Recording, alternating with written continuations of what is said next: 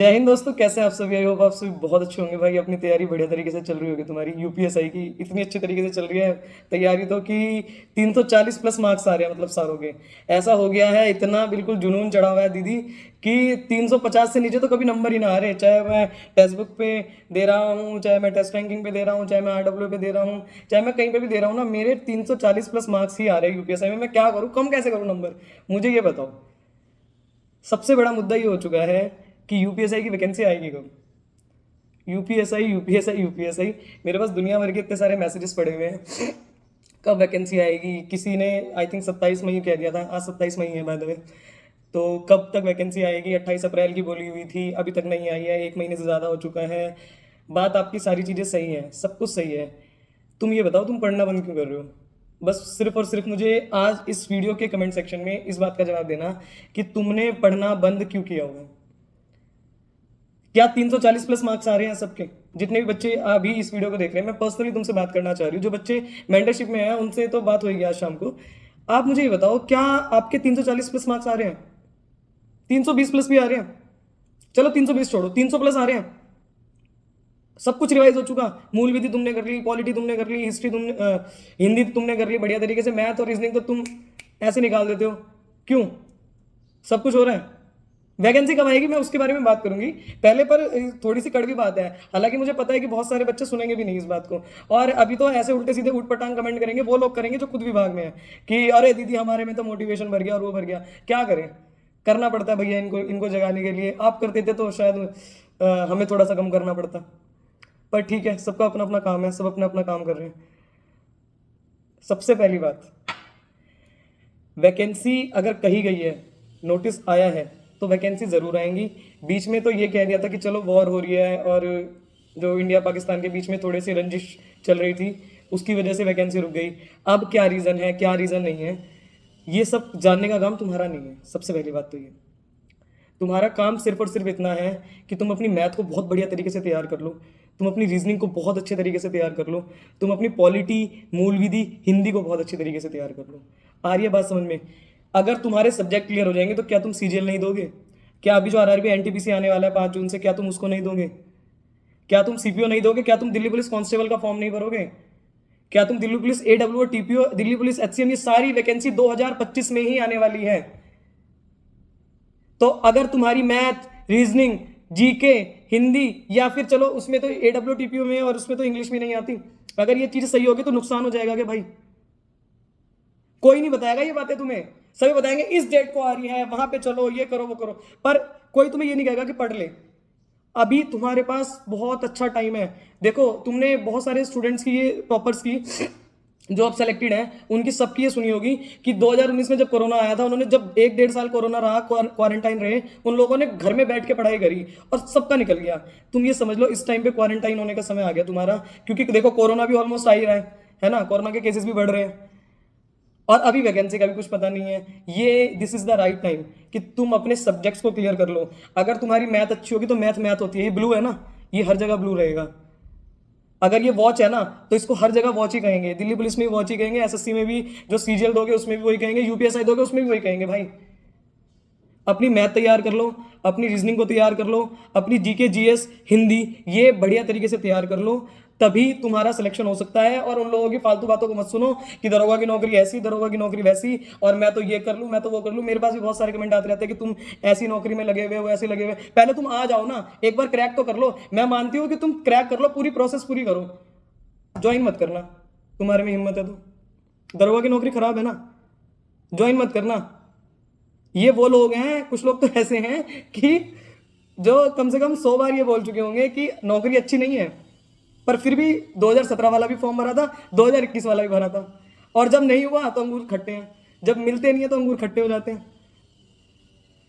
ये संसार का नियम है कि जब कोई चीज हम हासिल नहीं कर पाते ना, तो उसकी बुराई करने लग जाते कि बेकार है। मैंने तो खुद ही ज्वाइन नहीं करी। मैं कह रही हूँ जिनको दरोगा की नौकरी बेकार लग रही है और तुम्हारे अंदर इतनी कैपेबिलिटी है, आज मैं ओपन चैलेंज दे रही हूँ, तुम पूरी प्रोसेस करो और छोड़ देना।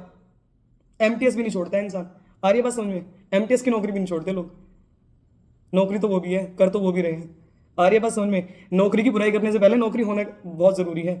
तो इसीलिए किसी की बात मत सुनो, किसी को ये मत सोचो, और कोई तुम्हारा है नहीं जनरली। मैंने तो जिन्हें बिल्कुल एज अ भाई समझ के, बड़ा भाई समझ के, जिनसे अपनी बहुत सारी चीज़ें शेयर करी, और मैंने कभी ऐसा भी नहीं समझा कि हाँ मैं बड़ी हूँ या कुछ भी, ऐसा कुछ भी कभी मेरे दिमाग में नहीं आया। वो भी इतनी उल्टी सीधी बातें बोलते, वो भी पब्लिकली।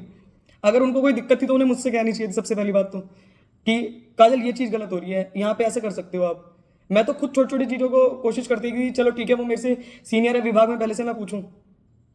नौकरी अच्छी और नौकरी बुरी होने के लिए सबसे पहले तुम्हारे पास नौकरी होनी चाहिए। अपनी अच्छे से तैयारी करो, वैकेंसीज आ जाएंगी, बहुत जल्द आएंगी, इतना परेशान मत हो। अपने सब्जेक्ट्स को क्लियर कर लो बेटा। जिस दिन तुम्हारे 340 प्लस मार्क्स आने लगे ना, 340 मार्क्स आने लगे, उस दिन से तुम पढ़ाई मत बंद कर देना। मैं उस दिन मान लूंगी कि तुम्हारा सिलेक्शन हो जाएगा, पर तब तक कम से कम पढ़ाई करो। वैकेंसीज और भी आ रही हैं, ऐसा नहीं है कि सिर्फ यूपीएसआई आ रही है। हमारा लक्ष्य यूपीएसआई नहीं है। अगर मैं यूपीएसआई में लगी हूं तो इसका मतलब ये नहीं है कि मैं तुम्हें सिर्फ यूपीएसआई का ज्ञान दूं कि तुम बस यूपीएसआई में नौकरी करना और कहीं मत करना। बिल्कुल मत करना तुम नौकरी यूपीएसआई में, तुम कहीं और कर लो ना, पर तुम सिलेक्शन तो ले लो मेरे भाई। 2025 में सिलेक्शन लेना ज्यादा इंपॉर्टेंट है। आ रही है बात समझ में? Selection is more important than UPSI और अदर जॉब्स। किसी भी जॉब में लो, बस सिलेक्शन ले लो। इस साल 5 वैकेंसीज तो बिल्कुल तुम्हारे सामने है। सीजीएल आ रहा है, सीपीओ आ रहा है, Delhi police AW TPO, Delhi police HCM, Delhi police driver की, दिल्ली पुलिस कांस्टेबल की। 6 लो, 6 गिनवा दी मैंने तुम्हें। आरआरबी एनटीपीसी का जिन लोगों ने फॉर्म भरा हुआ है उनका भी आया हुआ है।